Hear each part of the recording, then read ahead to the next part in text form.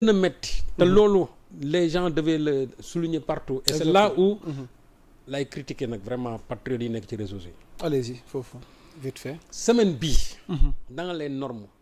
lépp lu nga xam ne dafa amoon ay njombe en termes de surfacturation de malgouvernance dañ ko waroon tasaare dans les réseaux sociaux mais on s'est longtemps focalisé sur Abdourahmane Diouf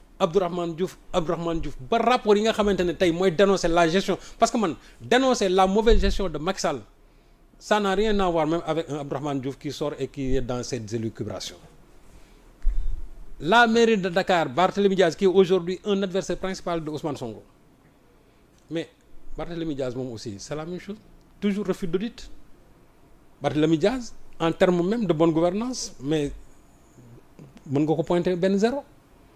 parce que moom aussi marché yi il a toujours refusé à ce qu'on le fasse en tout cas une bonne partie des marchés yi audit une bonne partie des marchés yi nga xam moom la lancé déedéet xanaa ma alors loolu non rapport moo ko génnee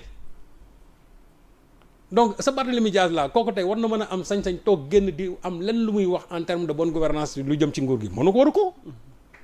mais ça aussi il faut que les gens sortent la gouvernance de c'est-à-dire de Barthélémy Diaz c'est-à-dire comment il a géré les marchés au niveau de la mairie et puis investissement yi mu def na même ce sont des investissements yoo xamante ne ni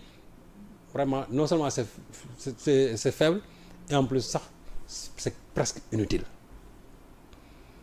donc xaalis bi nga xamante ne mairie de Dakar moom la ñu génnee te nga xam ne ñoom ils ont un budget annuel presque de 70 milliards mais qu'on nous dise réellement xaalis mairie de Dakar fu mu dugg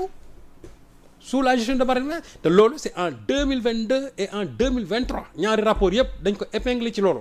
Barthélémy Diaz mii ak yoon wi mu jël ak sortie mi def ma ne la Barthélémy moom la campagne de vente de carte gi muy def mais ma ne la rapport yaa ngi nii kon am na ay rapport yi fi ne yoo xamante ni 2023 2022 ñaari rapport yooyu yëpp ils ont épinglé la gestion nébuleuse de Barthélémy Diaz au niveau de la mairie de Dakar il a refusé que l'on fasse des audits sur la passation des marchés et d'avoir fait des investissements yoo xamante ne nii qui sont presque inutiles et des investissements qui sont faibles encore par rapport même au potentiel de la mairie de Dakar. mais on a l'impression qu'il ne se reproche de rien. moom laa la wax souvent mais xamul tax sorties moo tax ma ne tey nag tey les patriotes yi nga xam ne dañoo am audience ci réseaux sociaux yi ñoo waroon a génn rapport bi exploité ko Cheikh Mbacké Guissé a sorti toutes les surfacturations man sax mën naa ne au niveau de Yoor Yoor ñun on est allé dans les grands ensembles mais Cheikh est allé dans les détails en donnant chaque fois les surfacturations au niveau de certaines structures mais du ngeen jël information yooyu exploité ko wane ne voilà comment ça s'est passé au niveau de la mairie de Dakar wala nga jël ko nga wane ko daan ne voilà comment ça s'est passé ailleurs mais defuñu ko on préfère nekk ci Abdourahmane Diouf oh non jusqu'à quand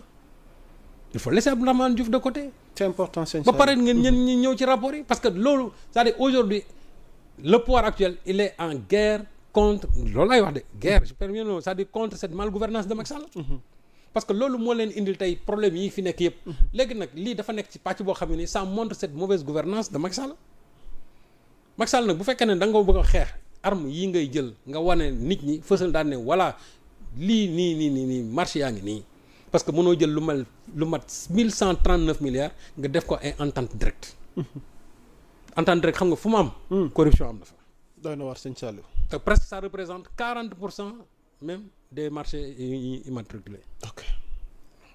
man foog naa ne foofu c'est là où il faut accéder l'information parce que ñii nga xamante ne ñoo nekk la presse de ce pays. Cette presse là n'en parlera jamais. presse bi la preuve mooy de lundi ba léegi nee naa la il n'y a que Yoor Yoor et. Libération te Libération sax ñun romb nañu ci. ñoom ñoo ciy toog ñoo ciy wax ñooy wax ci rapport yi. alors que les rapports sont là.